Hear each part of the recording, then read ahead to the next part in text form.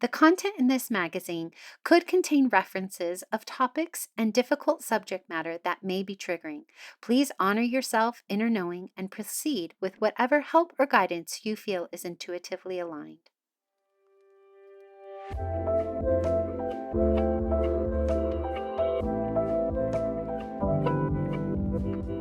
Welcome to Sovereign Magazine Podcast. I'm Nicole George, CEO and founder of Sovereign. I'm so happy you are here.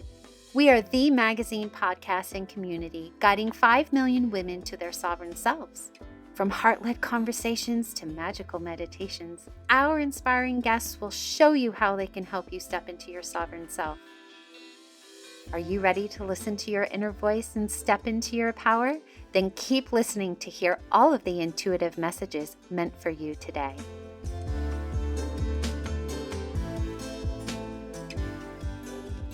Hello! Today I have the privilege of reconnecting with Ebonie Allard, one of our amazing contributors. She is a fulfillment coach and soul contract guide who helps culture makers decode their soul contracts, integrate shadow patterns, and reignite their sacred spark so that they truly feel alive and aligned. She is the creator of the Kismet Codes and Kismet Flicks, and she weaves human design, gene codes, astrology, and numerology with somatic practices so that there is this energetic alchemy for a very playful yet profound path to your own self discovery. So, welcome back today, Miss Ebonie. I love having these conversations because, as we were saying before you pressed record, I just speak this as if it were a language like French or Spanish, and people are like, I have no idea what you're saying, but it sounds so good. So what we get to do in these conversations is kind of pull back the curtains and go into the pieces that might help people get there. And because I always say there's nothing to learn and everything to remember. And so regardless of the jargon or the numbers or the codes, actually when we speak through it and we unpick it and unpack it, you already know this. It is inside of you. Yes, yes. So, for anybody who hasn't picked up on what she said, we're going to be talking about all these things today. And our theme for our December new moon issue is the meaning of your life. And this is why she is so passionate about her article, which is decoding our soul's contract through the Kismet codes, because she explores this timeless question of purpose and how are we interacting in life, and are we really being full of ourselves, which is what you talk the most about, Miss Ebonie. And so for those who actually haven't had a chance to read your article, and please, please, please, please go do, she breaks all of this down in such a digestible way. Why don't you provide them a recap and some foundation for each of the things we're about to talk about today? Okay, so first, let's start by saying that to be full of yourself isn't hubris, it's not arrogance, it's human. It's actually what we are here for.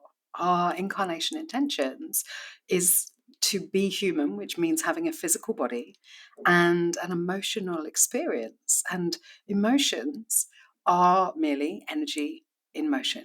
So as we interact with each other using our bodies, we have some kind of experience because we are all messengers, medicine, or mirrors for one another, and we are react or respond to each other.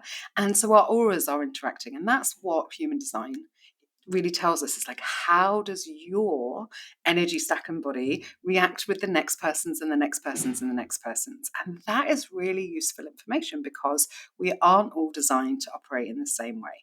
So human design gives us the mechanics of how the energy in your body and therefore your physiology is designed to operate, and how you can tell when you are being yourself and when you're being your what human design calls your not self. And so your incarnation intentions are to have a physical and emotional experience and then to express that, to share that for the greatest and highest good of all, because it's in that expression that things move and change, that we manifest, and also that we might react or respond or feel invited or be delighted. And these are all the signatures that we experience in human design. So that first piece is really like, what type am I of the 5 or 4, depending, and you can go and read and understand which one you might be, of am I, right? Like, how does my energy and my body interact with each other? And in human design, we also get things like your profile, and you've got your signature theme, and you begin to understand what you are a beacon of and what you're an amplifier of. And so there is nothing to do, everything to be, because as we be about our lives, the electromagnetic field is either drawing and magnetizing or repelling people and situations and opportunities from and to our lives. And then we get to react, respond, say yes, say no, know whether this is aligned for us or not.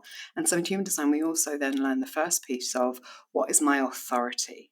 How do I get to make decisions? How do I really know, not from my head, but from my body, what is a yes for me and what is a no for me?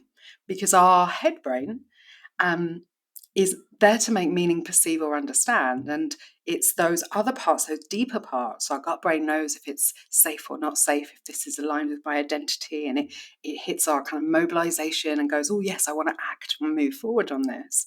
And our heart brain is the one that's really entraining to our values and connecting with other people and knowing like, oh, I really like you, or like I feel really moved by this. And so all of this is happening inside of our bodies, and it's pulses and waves of energy. And our head brain, it's brilliant. I'm never dissing our head brain. What it does is it makes meaning, perceives, and understand. It makes sense of all of this. And so it's very, very clever, but it's not the thing that we make decisions with.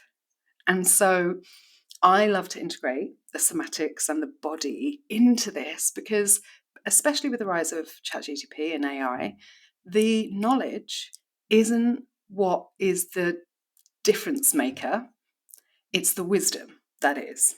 And knowledge, anyone has access to knowledge these days. Wisdom is when it drops into the body and it becomes a lived experience. Mm. Wow, I'm like my brain is trying to wrap around that concept. I'm like, "Okay, here we go. Okay, we're going deeper."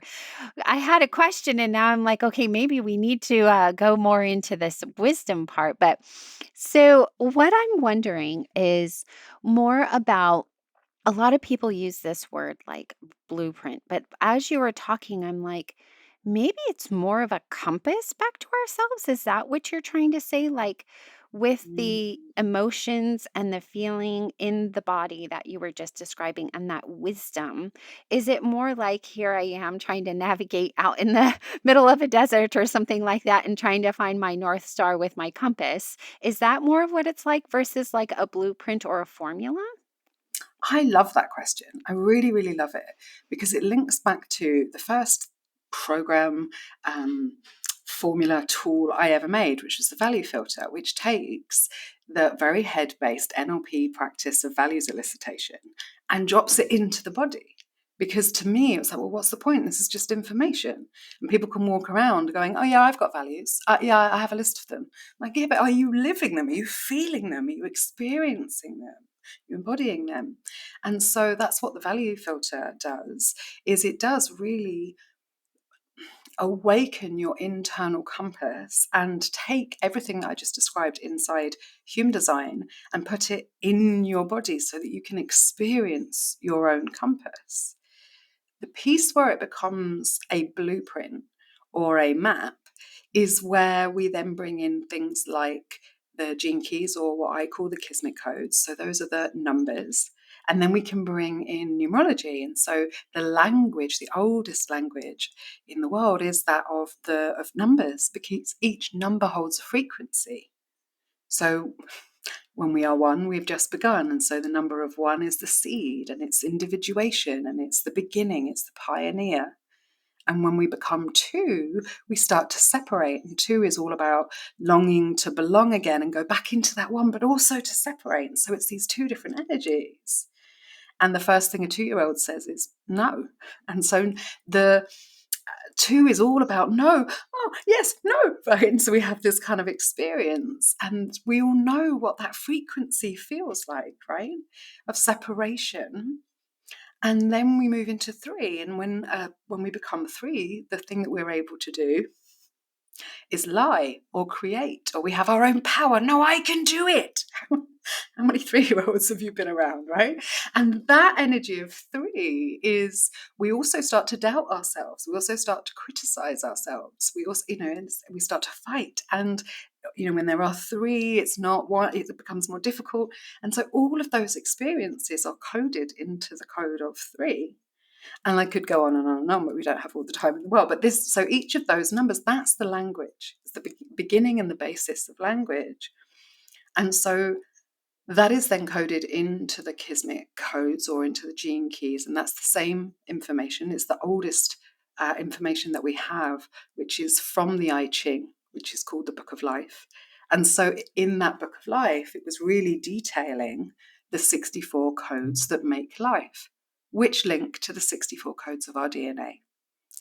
And so as human beings, we have this incredible way of making things complicated and thinking, in claiming, right? Like, I invented this, I made this. That's our 3 energy, by the way. But we didn't. We're just saying it in a different way because it's the same information. It's just what makes us human and what makes us alive. And so, yeah, we each have an individual blueprint, which is our own soul fractal, our own code, our own strand of DNA, as unique as your fingerprints. And what the maps or the codes or the, whatever it is that I give you, the reports, that is giving you information about yourself that you can then remember.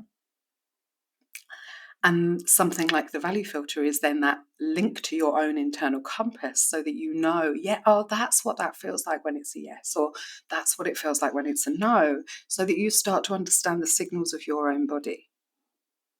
Mm, it's so funny. I was like, did you just read my mind? Because my next question was going to be about remembering and the process of remembering. And then you were like, okay, yeah, it's a remembering. I'm like, okay, I'm following. I think I'm getting this. So as we, let's say I was really new to human design. I've barely touched the surface of human design. And I do have my numerology, but like I said, I've never kind of combined it all in a way that you have. And I want to start to remember, but I would imagine that there would be fears and there would be this decoding that I would need to do in order to start to embody that remembering. And so I'm wondering, how does one begin on this process? Like, do you take them on a journey once they have their soul charts and everything? I absolutely can. It's almost like, and the thing is that you don't know my program's this way, but I'm having this moment of like, oh, things do make sense. So my other signature program is called Embody Your Design. Yes. Because, I can give you the maps and the codes, I can give you the reports, I can give you the foundations, right? And it's all just a snippet of who you are. And ultimately, to me, it doesn't matter whether you have read your tea leaves or throw a bunch of sticks on the floor or show me your whatever chart, right? And this is why I never get upset when someone brings me somebody else's chart. Oh, I had this done by this person. Is it okay to bring it or do I have to have yours? I don't mind what you bring me because they are all saying the exact same thing because they you. And so it doesn't matter which angle we look at you from, we're still looking at you. The thing is, people love to ask me but what do I look like when it's a bit like, what do I look like if you take a picture of me over here? Or what do I, and, I see it these days with ChatGTP as well, or with, any of these like fads or trends where you can see yourself from a new angle, or like, what would I look like if I had this color hair? Or what would I look like if I was standing on a horse on Mars? We get really excited by that. Gives us a wonderful dopamine hit, but it's a massive distraction really from the embodying of this information. And I'm not going to judge anyone for getting another report and another report and another report, right? But, and it makes much more sense to actually start to feel it, experiment with it, have a go with it in your life. And, one of my favorite things and what that has been part of my own development really, because I used to say this, but I wasn't embodying it. And now I really am. I'm like, come and hang out with me and try and break it. And people are like, what? And so did a sales call yesterday with someone who is a 1-3 profile, and a 1 needs the information for safety. You have that 1, you understand, you know what that is. And then the 3 needs to touch everything with their hand. We just talked about what the 3 energy is like, right? You need to make it your own. You're going to do it your way. And so for me, I'm like, come, I'll give you your report. I'll tell you what I can see. And then I want you to go. And so I used to say, take what resonates, leave the rest. And you must probably heard that before. And lots of people say that. And for me, I want you to take it a step further. I'm not just take what resonates and leave the rest. I'm like, take what I'm telling you and like go run with it, try and break it, like see if it works for you in your life. And if it doesn't, come back to me with that, because it's a conversation and it's your working map. And what I would much rather is, I have a kind of a vision of the olden days in my parents' car with a map in it, rather than, GPS or whatever, but with little squiggles and pen notes of like, when you get to this bit, look for this sign, right? That kind of thing. That's what I want you to be doing with your reports or with your blueprints, because I can only give you the information that I can see from over here as if I were Google Earth, right? But you're the one on the ground who's actually going down that lane, who's like, listen, don't go down that lane because there's a river running through it. That's where it becomes about you taking personal responsibility, self-leadership, checking into that sovereignty piece and making it your own. Yes, yes, yes. And we're one step away from that choice, right? Between like maybe belonging to fit in and intentionally being liberated by who we are. Like, I believe I talked on a podcast a couple of times ago. I record so many, don't remember which one it was. That very brain. But I was talking about how now that I truly embody who I am and I just love myself for who I am, everybody around me is the same way. I don't need to walk on eggshells and not be myself. On my podcast, just because it was yesterday, so I remember who it is. Tara Dawn asked me, how would you describe yourself without labels? And I said, loving and nurturing and caring and just like such a big heart. That's how I would describe myself. And she's like, and I know all of that's true because that's what I see from you. And I'm like, that's who I am every day. I get to be that person. So when we're truly liberated by who we are and who we want to be in life, we attract that to us, don't we? 100%. And, I come from a lens of even further back or even more globally, if we were to take, shoot back wider, wider, wider, I would say that you guys made some kind of soul contract to be mirrors and messengers for each other, right? Like reason, season, or lifetime. And Mhm. part of, when I think of the word nice, I don't ever want to be described as nice, right? Like I have no interest in being described as nice. I'm like, how beige is nice, right? Now that doesn't mean I think of you as beige, right? But these are words, and this is the thing. It's all about the tone. And we have this opportunity to respond or react or feel invited or not invited or valued or not valued by the words that we use for each other. And the decision in that moment is, does this feel good for me, or is this aligned for me? And so many people in my world describe me as brutally honest, and I've been having a real pushback against the word brutal recently, because I'm not brutally honest. There's nothing You're just brutal about honest. honesty, right? Yeah. To me, I'm like, projection, right? You find honesty brutal. What about honesty is brutal for you, right? Particularly for me, like one of my favorite traits in the world, and I use this a lot, it's like I really like opinionated people who aren't afraid to change their mind, because I can't bear, oh, I don't know, or whatever you think.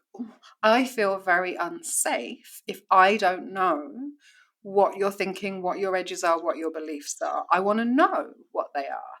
I also know that there is potential for that to shift or change in the people that I value. So if I meet people, but they have very strong opinions, but they're never willing to change them, like they will die on this, that becomes like an interesting edge for me.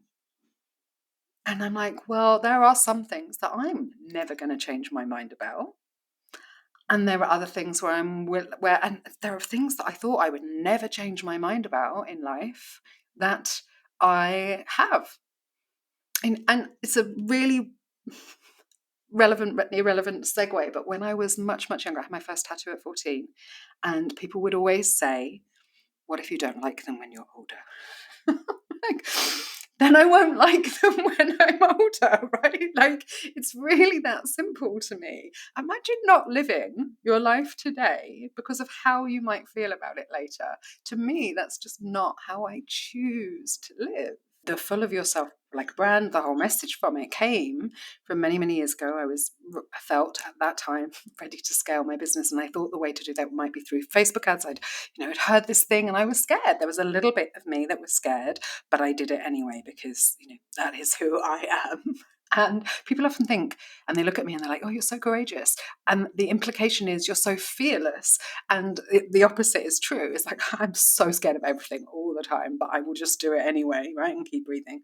So I put these ads up, and on 2 different ad sets, 2 different women, completely different women on different places in the planet, both wrote comments on my ads, and they both said, oh my God, this woman's so full of herself. Hello. And I was like, I was hurt by it, like really hurt by it, because they meant to hurt me with their words, right?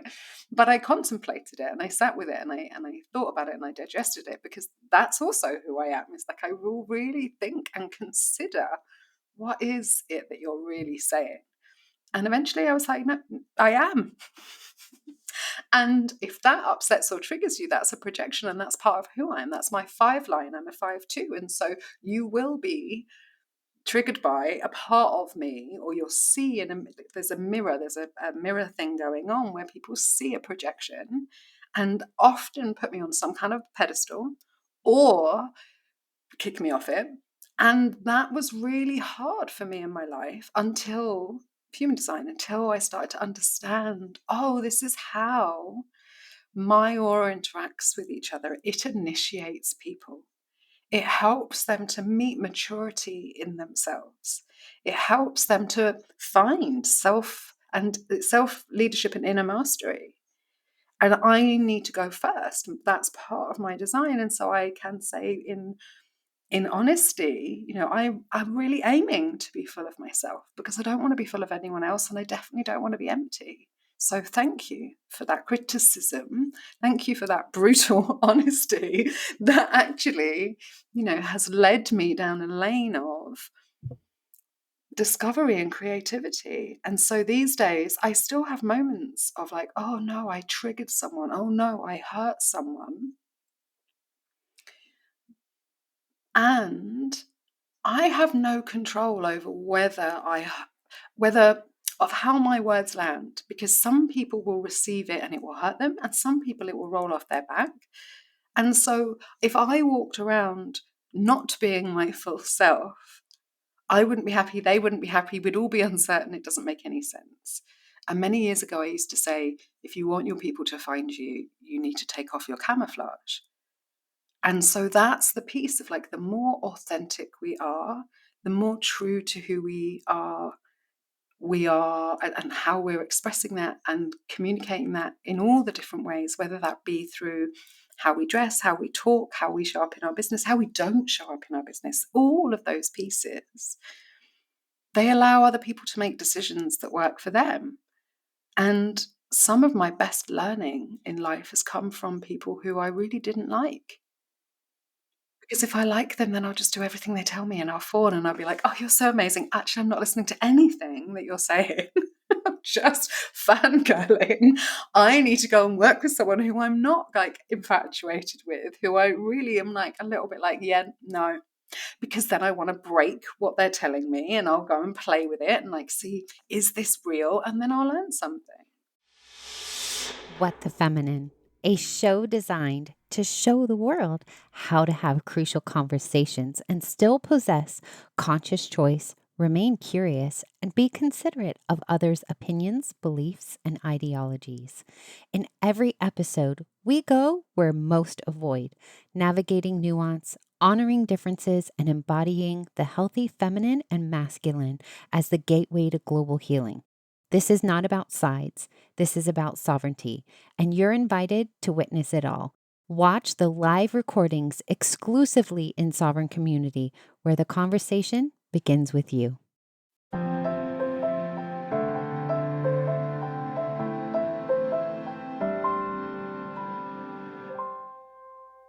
Let's go into steps to our sovereign selves. And I think I'm going to do something completely different than what we normally do.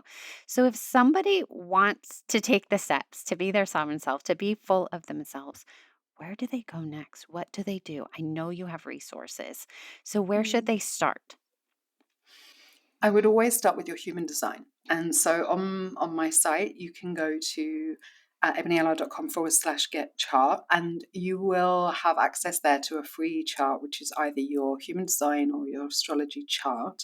But then you've got options of 5, and it can be very confusing for people, but you can have 5 free downloads. And there's a cheat sheet to numerology. There's a cheat sheet to the Kismet codes. There's a frequency report, an astrology report, and a human design report, and I've called them the fundamentals. And so that fundamentals is the best place to start. And pick one and read that and get an understanding. And then the next level is the attributes. And again, I would start with the human design attributes. And this is like a 55-page report all about you. It's the book of you. And as a sovereign reader, you get 40% off. There's a code in the magazine. And then you have got this book of you, and you can start to understand how your energy works.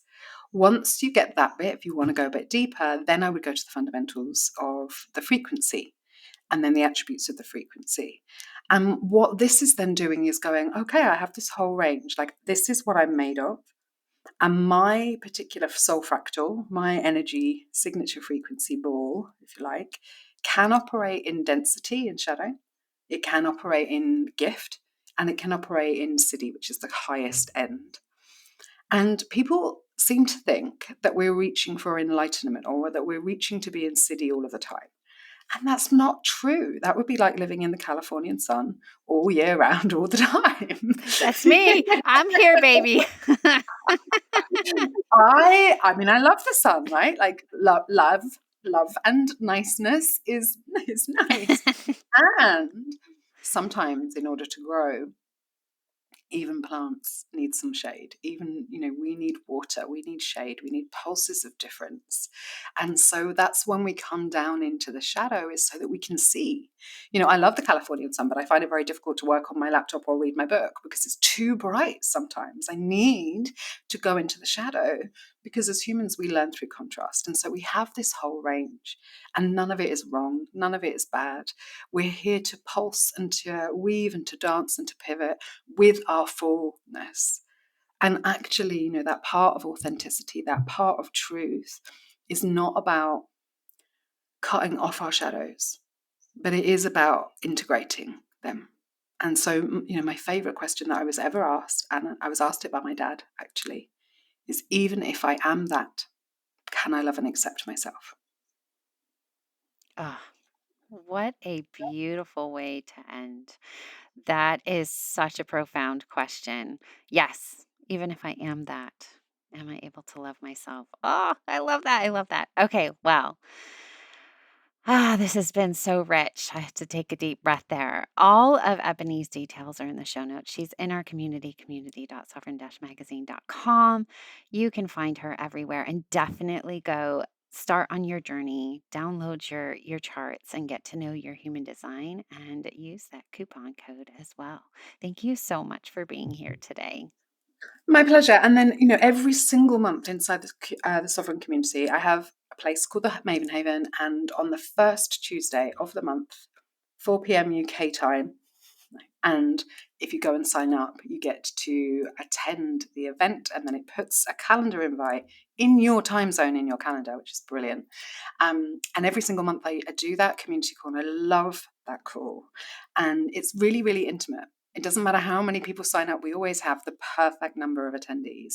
And I will talk about the astrological weather, I'll talk about the gates that we are actually moving through as a collective, and I'll answer any questions about your specific chart and soul contract that you bring me. And it is a real honor to do that in response as a natural, as a two-line. That's how I work best. I don't need to have ever seen it before. You can just rock up and say, what does this mean? So please do come and do that too. Yes, her community is within Sovereign Community, and that is also linked in the show notes. All right, sending love. Thank you so much, my beautiful. Thanks for listening. I'll be back tomorrow with another soul-led entrepreneur here to help you step into your sovereign self. Subscribe to our magazine and podcast and join our global community for all the magic. Details to connect with today's guest or join the movement are in the show notes. And if you enjoyed this episode, please leave a review. It helps us reach our goal of guiding 5 million women to self-sovereignty.